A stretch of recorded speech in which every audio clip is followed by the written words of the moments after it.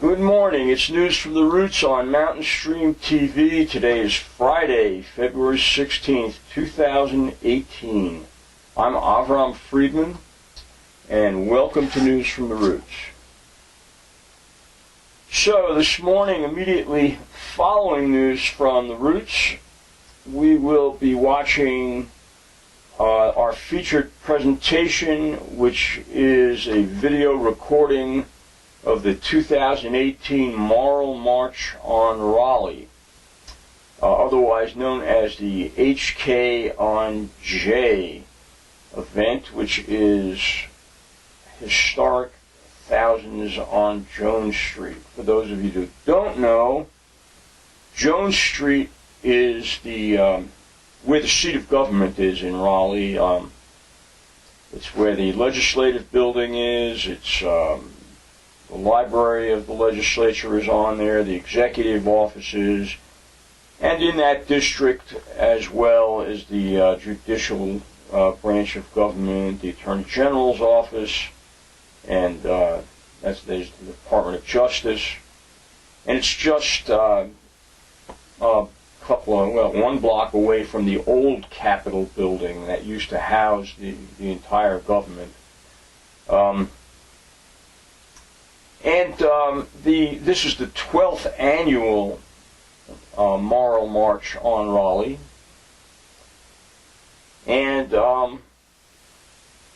basically, each year we gather and rally progressive forces in North Carolina or many of them,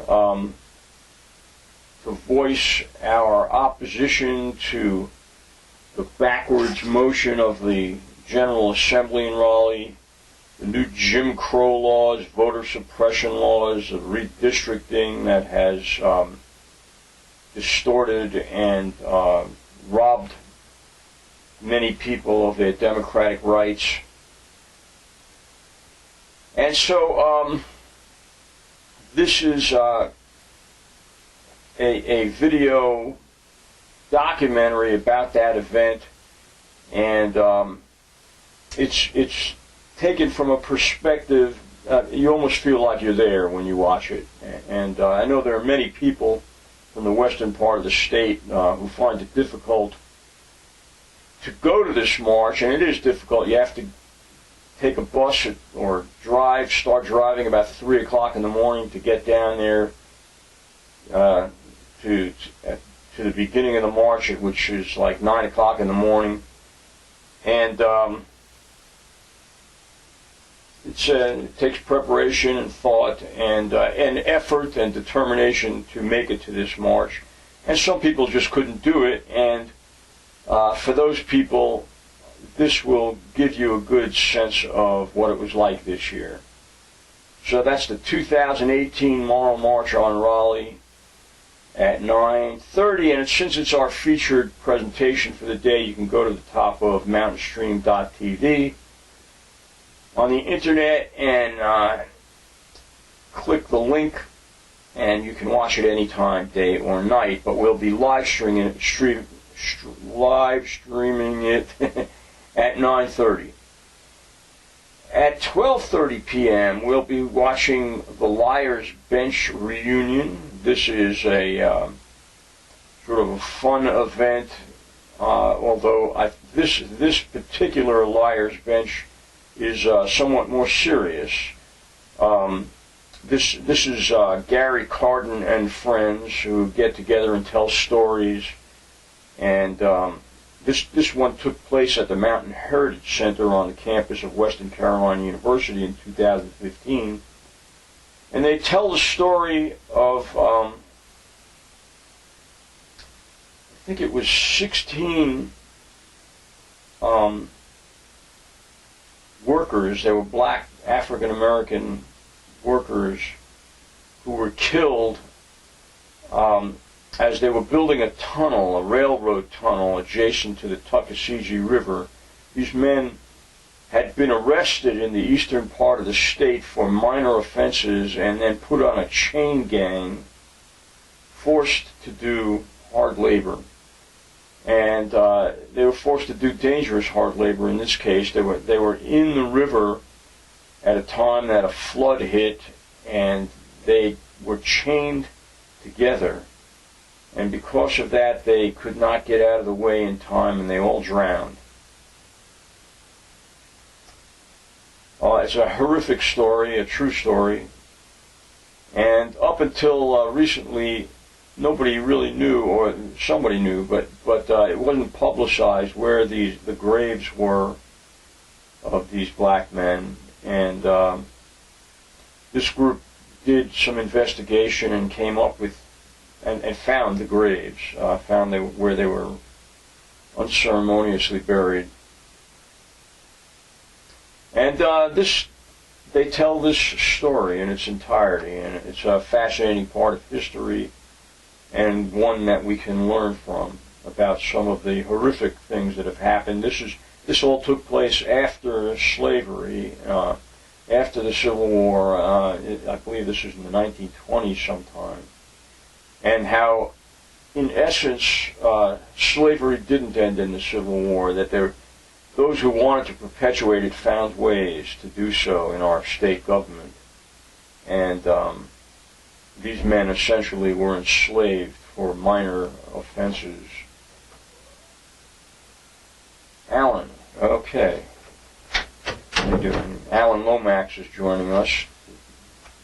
I'll have to change the position of the camera to include both of us.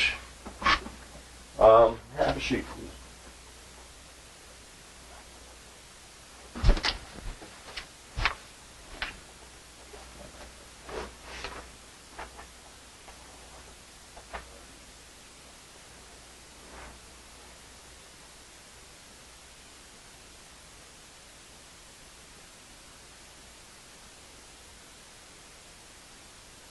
So I was just going over today's programming for our viewing audience, and I was talking about this. One of the things we're showing today is something called the Liars Bench Reunion. It's Gary Carden and his friends, and this was back in 2015. They did one of their storytelling sessions, and they were telling a story about the African Americans who were killed as they were helping to build a tunnel adjacent to the Tuckasegee River. You know that story? And I've heard a little bit of that story. Yeah, and in fact, these men were arrested back east for minor offenses. And that was used as an excuse to put them into hard labor in a chain gang, and they shipped them up here. This was a common practice, apparently, when this was happening, and they were caught in a flood in the Tuckasegee River. They couldn't escape because they were all chained together, and they all drowned. This is that story. And then at 1:45 p.m. we'll be watching another event that took place at the Mountain Heritage Center on campus of Western Carolina University. Tim Barnwell has produced a slideshow, a photo presentation called Hands in Harmony and the Face of Appalachia. It's a fascinating historic grouping of photographs in which he shows people who play music, make musical instruments and play them, and as well as other artists and artisans, people who basically use their hands to make a living in various ways. And it's a fascinating historic group of photos. And then at 2:20 p.m. we'll be watching a Move to Amend press conference that took place in Raleigh in 2015.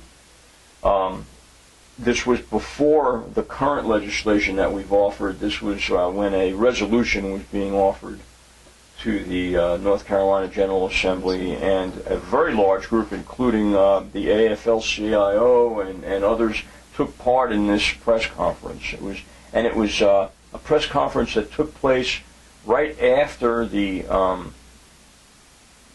HK on J march, and some of the members. I think Reverend Barber took part in this press conference as well, to support the move to amend and a new constitutional amendment that says that corporations are not people and money is not speech.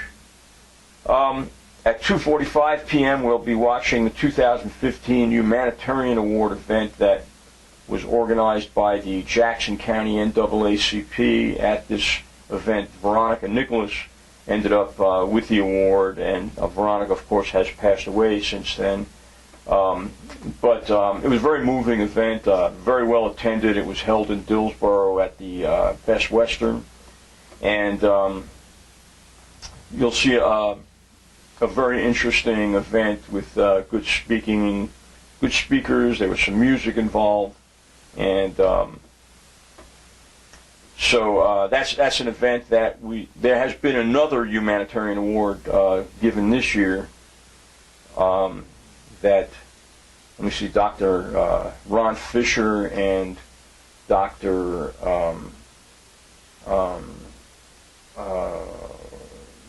David Trigg, shared for their work in the community in helping to start the Good Samaritan Clinic and other community work they've done. And then at 3:55 p.m. there's an NAACP reading in Waynesville to celebrate Black History Month. This again is from the year 2015. And that's the programming for today.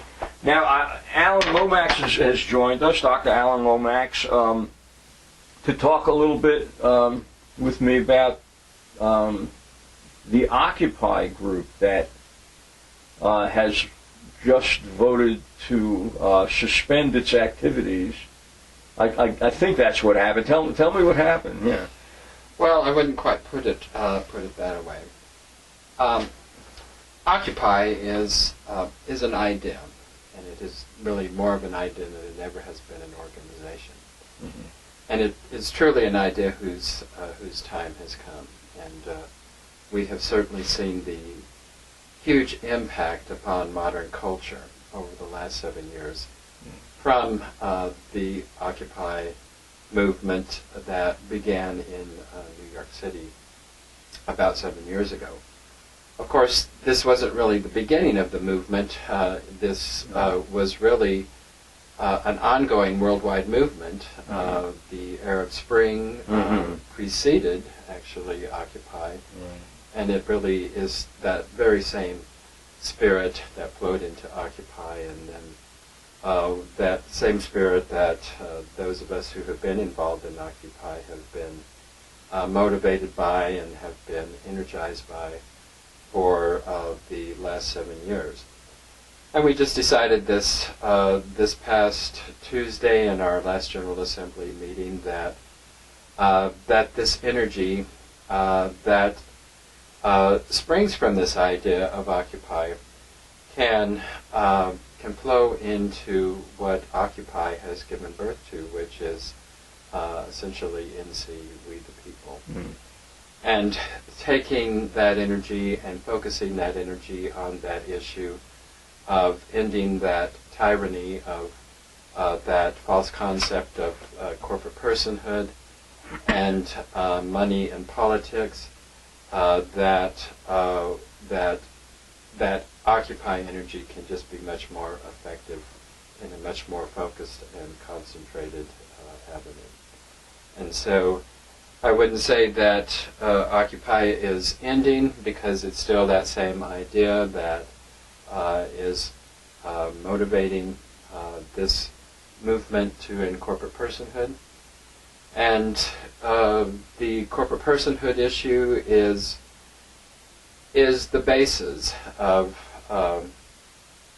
so many of the problems that face the world today, from poverty to pollution to global warming to contamination of drinking water, to impoverishment of workers, to the huge and enormous wealth divide that has been growing enormously since the 70s, and over the last 10 years has just exploded to a point in a place in the United States where it has never been. Even the Gilded Age, which was horrible inequality, we exceed those levels of inequality today.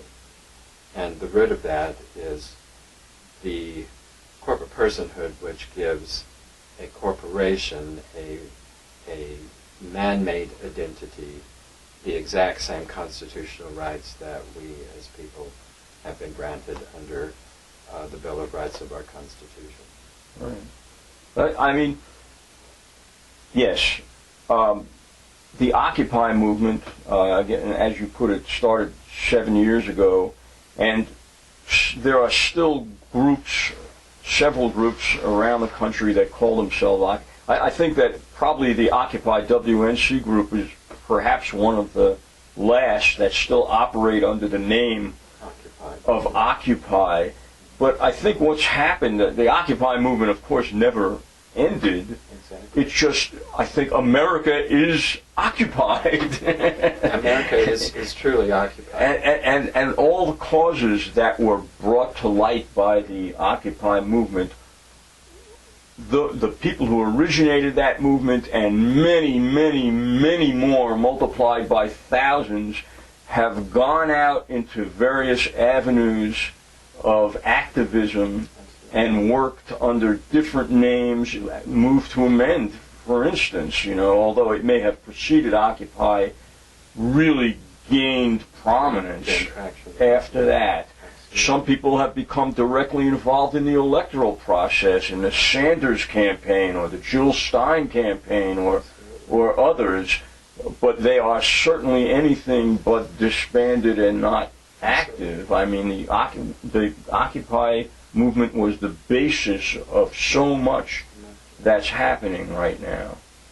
From the Medicare, the fact that we now have 16 co-sponsors in the Senate and 136 or something like that in the House for Medicare for all. For Medicare for all can ultimately be traced back to the Occupy movement and the energy that generated on that issue. Absolutely. And bank reform. I mean, so many other things. Absolutely. Yeah. Yeah. It's an energy that has flowed into the vernacular, and in some respects has been really taken over by the mainstream. You look at the Sanders campaign, for one thing. Yeah. Every single part of his platform was spurred forward by the Occupy movement. And, I mean, though we're talking about this from a political perspective, Occupy has flown into non-partisan, non-political organizations all across the country. Sure. But in terms of politics, it has changed the face of politics considerably.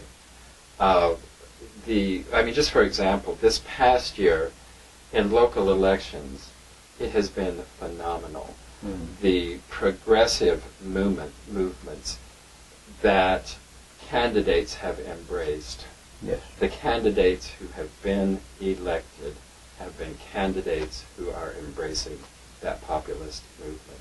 For instance, Jackson, Mississippi, the capital of Mississippi, now has a 35-year-old black mayor with an agenda that is extremely, extremely progressive.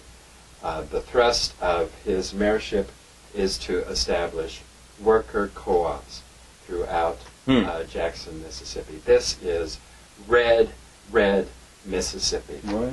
And the progressive movement is taking over the country. And in Alabama, the same thing happened. Yeah. In Birmingham, Alabama, a young 34-year-old candidate in the Working Party of America, with the help of our revolution, unseated the incumbent red mayor who had been mayor of Birmingham for years and years. And it's impacted the entire political spectrum. Absolutely. As well. For years since Reagan was president, there has been a steady march to the right. Absolutely. In this country, to which the Democratic Party now resembles what the Republican Party once resembled, back in the days of Nixon, I would say, But for the first time now, we're seeing it move back toward the center. Everybody's saying it's moving to the left. In a sense, it's moving leftward, but it's moving back to the center. It's moving back to a place of sanity. To the place of, to even like politicians now, just in the last couple of days, Kirsten Gillibrand and Cory, what's his name? Booker? Cory Booker? Cory Booker have announced that they will no longer take corporate political campaign contributions. Is that right? You haven't seen that, yes. I have not seen that. They made a first. Kirsten Gillibrand did. Wow. And she said, "I from this moment forward will no longer take corporate political or political action campaign PAC money." PAC money. And hours later, Booker signed on and she reciprocated. Because Booker just announced a piece of legislation that would decriminalize marijuana nationwide, and Gillibrand signed on to that. Really? Wow. Yeah, and there are others. Now there are some 40 members of Congress in the House, and I think four senators, and I think 40 members of the House who have made a pledge not to accept corporate PAC money. And this is just beginning. We're anticipating a stampede in that direction because they are not that I necessarily believe in their sincerity, but it's because they are being politically forced. They're recognizing that they will not be politically liable as presidential candidates or whatever if they continue to accept corporate PAC money. So this is a direct result of the power of the people who have worked from the Occupy movement and to highlight the role of corporate money and how that has corrupted the political system. Yes. And they're recognizing that even extremely corporate candidates such as Cory Booker and Kirsten. I'm really, and so is she. I'm really surprised that the two of them have made that plan. Yeah, I would not have been able to make that prediction. That's just astounding. Yeah, and so a lot of people are looking at Kamala Harris now as being the next one to do that because there's a list of. Really? Wow. Yeah. That would be amazing if Kamala Harris signs on to that. That's a sea change. Now it is. An epic sea now change. we have to be careful, a little bit cautious here, because sometimes people say something, Don't do it. Yes. and they may do it in a very narrow sense, but still accept large, campaign contributions from the executives of different corporations. I mean, there are ways around that. Absolutely. But the fact that they found it necessary to make an announcement like that is a recognition, and in that announcement said they were doing it because of the corrosive. This is what Gillibrand said: the corrosive influence of corporate money in politics. That's rhetoric right out of Wall Street, out of Occupy Wall Street. Yes, it is. Yeah. So a tribute to the Occupy movement, and again, I wasn't at that Occupy meeting when that decision was made, but what is, as you say, Occupy Wall Street is an idea. It's not a 501c3 nonprofit organization or anything like that. And any time in the future, should we find it necessary to revive that, revive it, anybody can do that. I mean, not only was it not formalized as a 501c or formalized, it was not formalized. We never ever formalized it as an organization. That's right. We didn't run our meetings as a formalized organization. We did not have officers. There's no bank account. There was no bank account. There was no formal leadership. It was based solely and completely upon an idea. Yeah. And it functioned that way. People could come, anybody could come and influence the agenda in any way. And they did. I mean, yeah. Over the years, over the 7 years, the phenomenal things that Occupy WNC has done here in this, I mean, just illustrates that. I mean, we had educational events. We had public films, discussions on labor, on fracking. We circulated petitions on a number of different issues. Letters to the media were written on many different issues affecting us. We had formal lobbying activities with the General Assembly. We do, as far as the formal organization of it went, we had a website, still have that website, a Facebook page, and different things like that to utilize the social media, but it wasn't in terms of formalizing the organization. But we've had biomass demonstrations. We've spoken before local governing boards and presented different issues to them. We've done the timeline on rights and privileges to a number of different audiences. We sponsored the Martin Luther King Day event in Swain County in 2014, which was before the formulation of Jackson County, the NAACP, yeah. And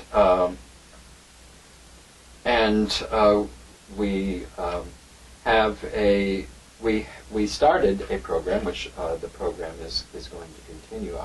It was Occupy WNC Reports. Oh, so that's going to continue. That's going to change, and I think the name that Ann is probably going to come up with is Occupy Reports rather than Occupy WNC Reports. So we're going to carry that idea of the Occupy as an idea whose time has come is going to continue as a regular monthly program in that particular way. But one of our first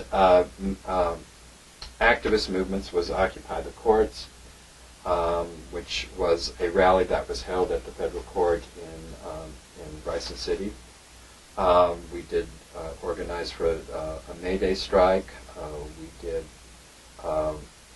And we organized several liaison groups in conjunction with that event. In conjunction with the Canary Coalition and other activist organizations, we worked with the anti-fracking movement and had several. We brought the movie Gasland, I think twice that was put on, and members of Occupy helped organize the state hearing that was held at Western, where hundreds of people came and spoke out against fracking, to deaf ears, by the way. But anyway, hundreds of people attended that event, as well as people who were supposedly pro-fracking, who were bussed in from Raleigh. And they weren't even pro-fracking; they were hired to be. They were hired to be pro-fracking, and they were quite embarrassed about being there. But I guess they got a lunch or a dinner out of it or something. I don't know what. But anyway, it was interesting how they tried to circumvent that process of having the people's voice heard, and they failed immediately.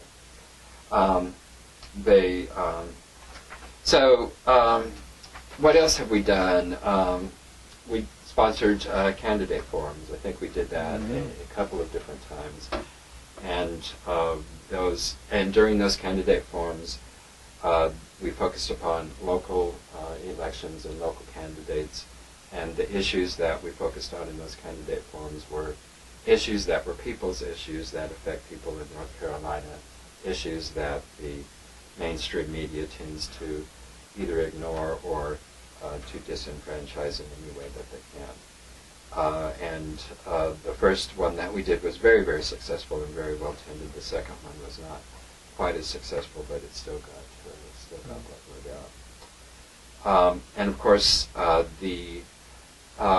one of the major things that we have worked on from day one has certainly been working on the 28th Amendment, the amendment to end corporate personhood and eliminate money from politics.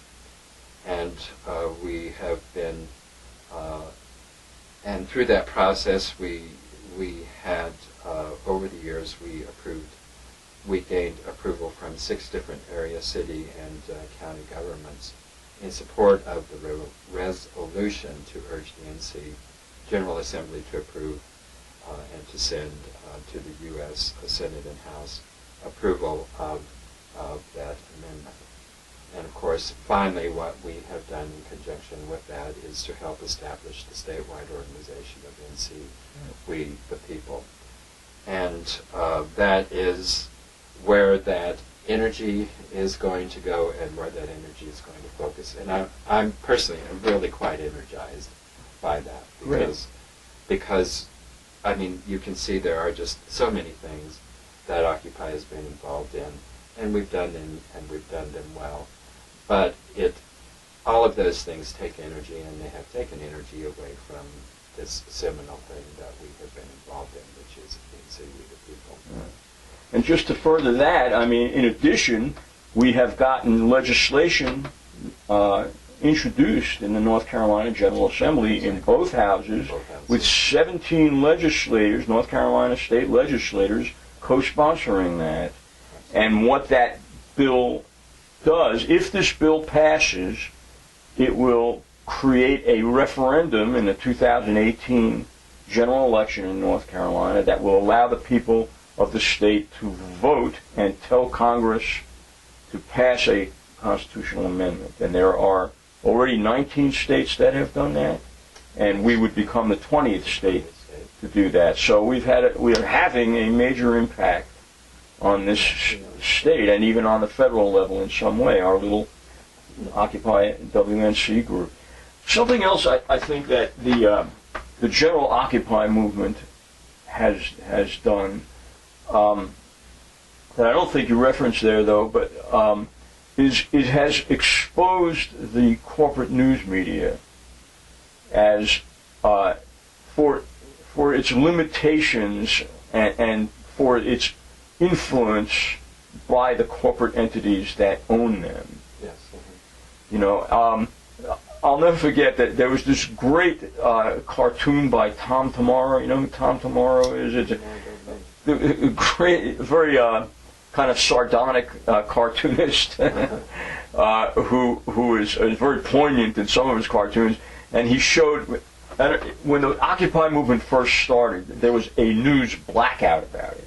NPR refused to even report on the fact that this occupation of Zuccotti Park in New York was going on. They just when they asked the NPR people about why this was happening, there were police down there, it was a major event going on, they said something really vague like, "Well, there's no clear message coming out of the Occupy movement. They seem leaderless. There's no story there, And other news outlets picked up on that line, that narration, that there's no clear issue there, which was a complete falsehood. There were very clearly defined issues involved with Occupy, including campaign finance reform and the Glass-Steagall Act,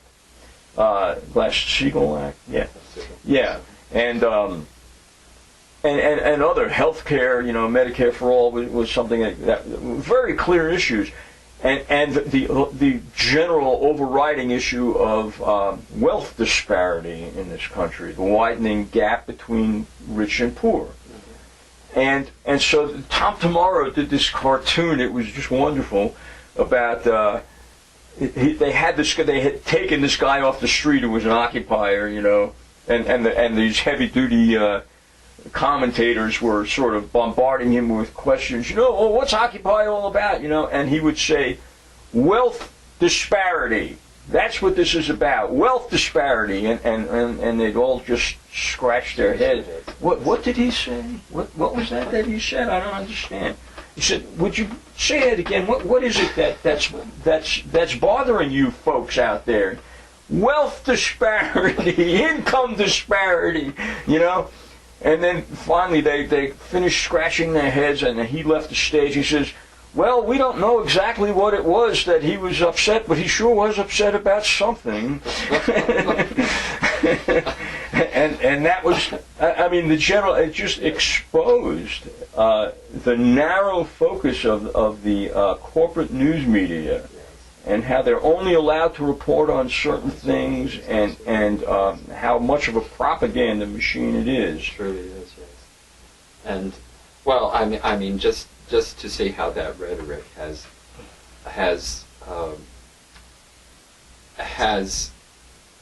totally and completely infiltrated the American consciousness.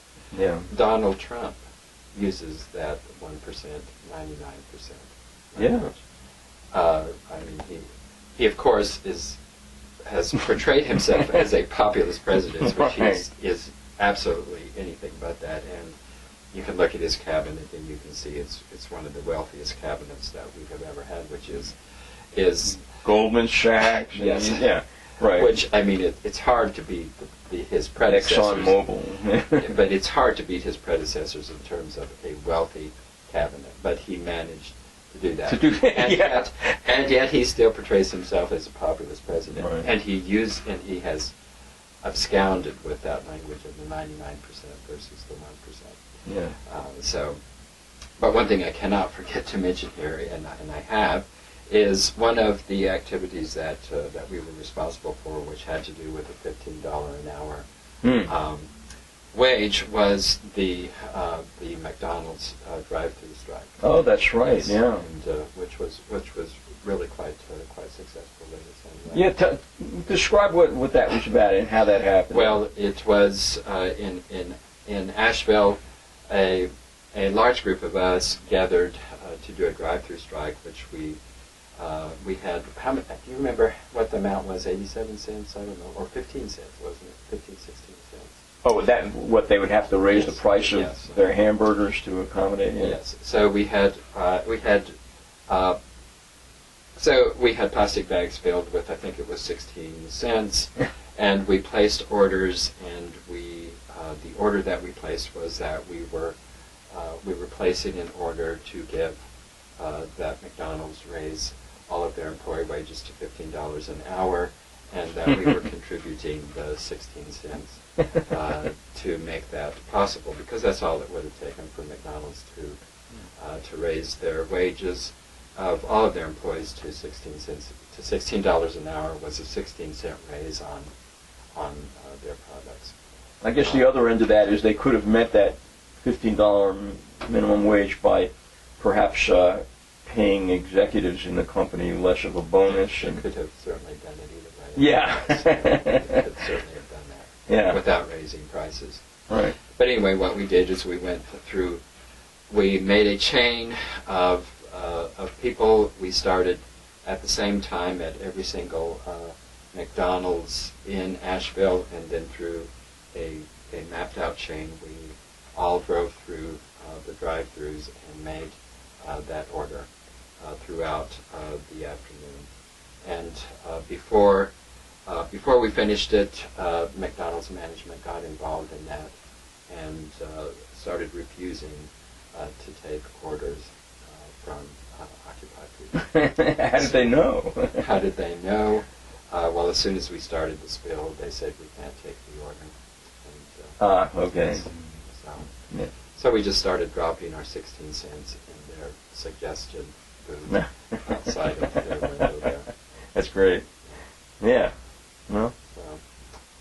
So we've done a number of different things. That was an enjoyable activity for many people, and got some press coverage, and certainly the workers, even though management at McDonald was quite pissed off at the strike, you could tell that the workers were very, very appreciative of the activity. And it raised their awareness of the fact that, in fact, they do have value and they're not valueless people just because they are working at McDonald's, that they are worth $15 an hour. And that's what Occupy has done, is I think really it has raised the country's consciousness. Absolutely. And I think it has raised the self-esteem of people in America who have been told because they are workers that they are useless and that they have no value.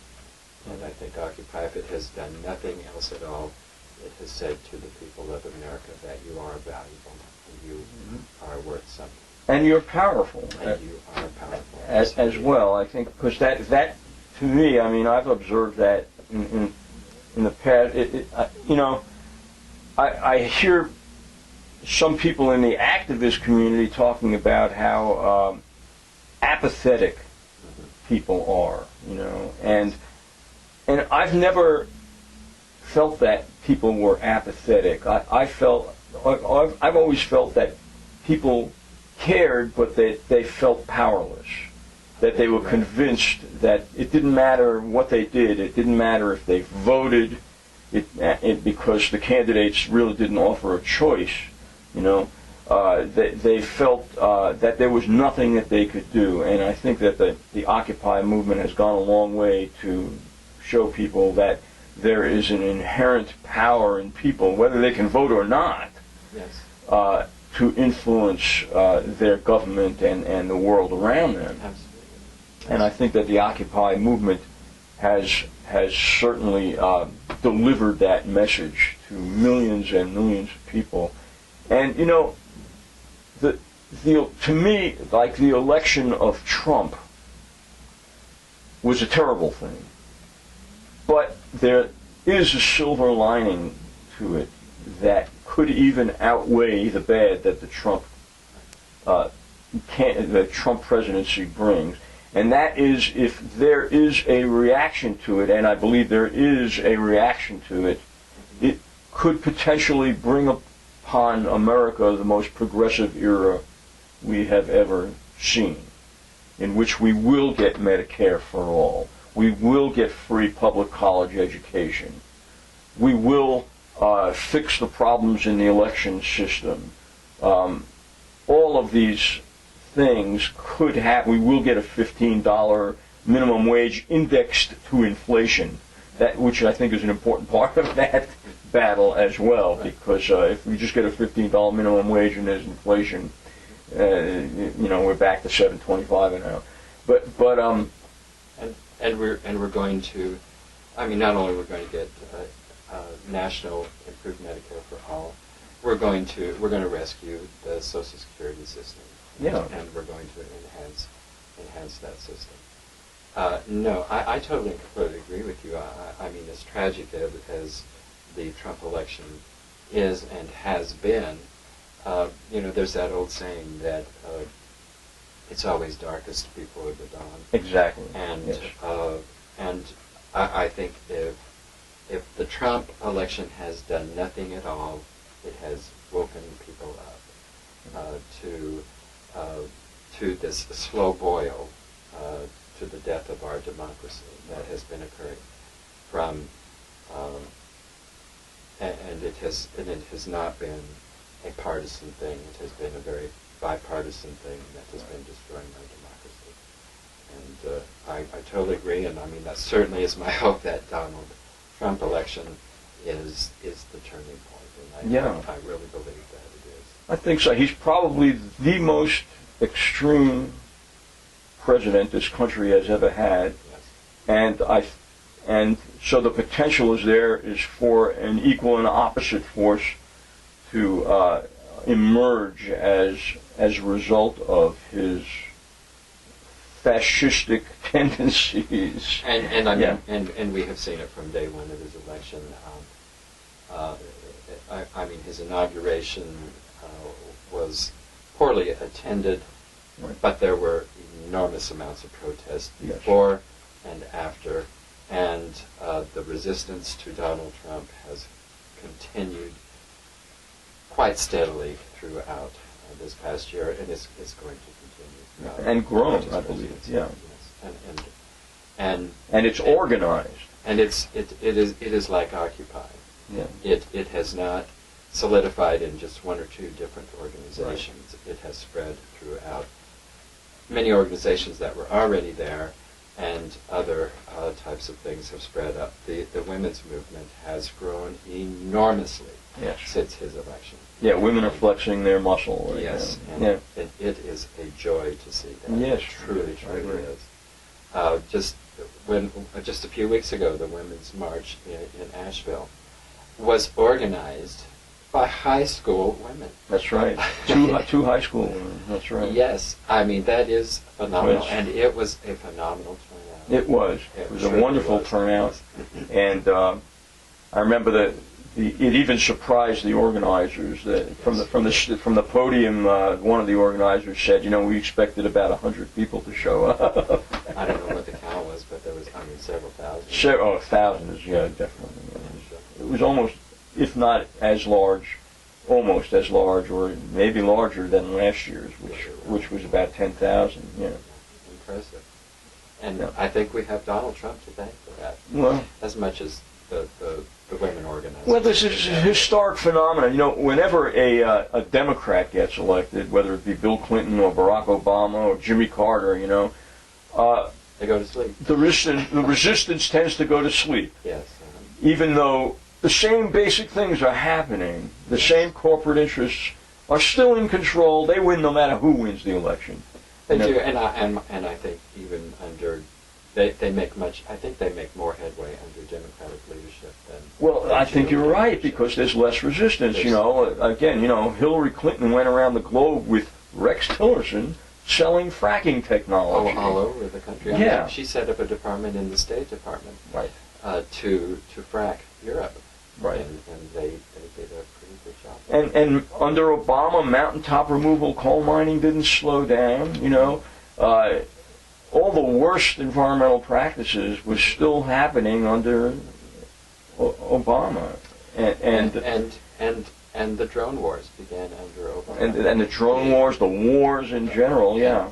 The Nobel Peace Prize winner began the drone wars, and of course did nothing to slow down all of the wars in the Middle East and right. Afghanistan. So it's right. and he could do that and get away with it because there was no resistance. Well, yeah, because the Democratic Party has carefully cultivated this image of being better than the Republicans, more progressive, but in reality, not so. Exactly. On most issues. I mean, there are some social issues that they are, Well, they talk that way. Abortion and women's rights issues and such. It's true. But they're on the issues that are threatening life on Earth, they are not. They're not. And then when the Republicans come into power, suddenly things galvanize and people feel threatened and they realize the need to organize and get active. And I think that whole thing has been magnified by Trump. Sometimes I wonder, is he doing this intentionally? Maybe he's actually a really progressive person who knows how to galvanize opposition.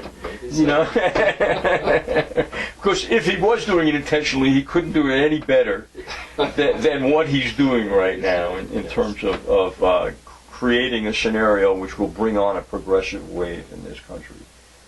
And I have high hopes of that happening. I mean, I see it happening. I see it happening in the I see it happening in the progressive movement within the Democratic Party and outside the Democratic Party. And I think both. It's not either or. I think it's good that both things are happening. I see the existence of a Green Party. Incidentally, the Republicans in North Carolina, in the same legislation in which they were trying to monkey around with the judicial elections and make all judges appointed instead of elected, and making them taking away their non-affiliated status. In that same piece of legislation, they also dramatically made it easier for third parties to get on the ballot in North Carolina, and by all assumptions, it looks like the Green Party will be on the ballot from now on in North Carolina with statewide candidates. I hope so, and if you want to help with that, you can certainly go to the Green Party of North Carolina website, and there is a petition there that you can sign to allow the Green Party to have ballot access. And once they have ballot access, they will have ballot access. And apparently that was reduced from, I think they needed 96,000 to 2,000? To 10,000. To 10,000, and which is much more doable. It's more doable, but that's still significant, so go there and sign that petition. Yeah. And what's good to now, there are some people, I know the Democrats are saying, oh, that's terrible, it's going to split the Democratic vote and keep Republicans in power. To me, that's not what it says. To me, what it says is now the Democratic Party is going to have to compete with the Green Party for progressive votes. And if they want to win elections from now on, they're going to have to talk about real issues and stand up for progressive values in a way they never have. And if they do that, they don't have to worry about the Green Party. They'll win. And, the Libertarian Party already has ballot access in North Carolina. So adding the Green Party to that is certainly not going to hurt. It can only help. I mean, there's so much wrong with our electoral system that where do you begin to talk about it? But certainly one thing that we can do to help our elector system is to end the united power of the duopoly, and that's, you can call it, Al Gore said, that's not his name, but anyway. Al Gore. No. Oh. Back in the 70s. Oh. Al, but I can't think of his name. Anyway, Okay. He was on television shows and has written many books, and he said many years ago that the duopoly has two right wings, Democrat and Republican, and so it isn't a new thing. It isn't a new phenomena, and we certainly need a third-party system that is strengthened, not weakened, because that duopoly is never going to yield to the voice of the people until they have a challenge to their united power. Which incidentally could be achieved through ranked choice voting, correct? That would help, but but even ranked choice voting, our mainstream media is not going to report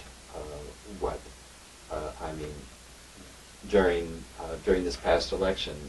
Our mainstream media is responsible for Donald Trump. They created Donald Trump. They created Donald Trump. Donald Trump, the free media that he got outsized all of the other candidates combined.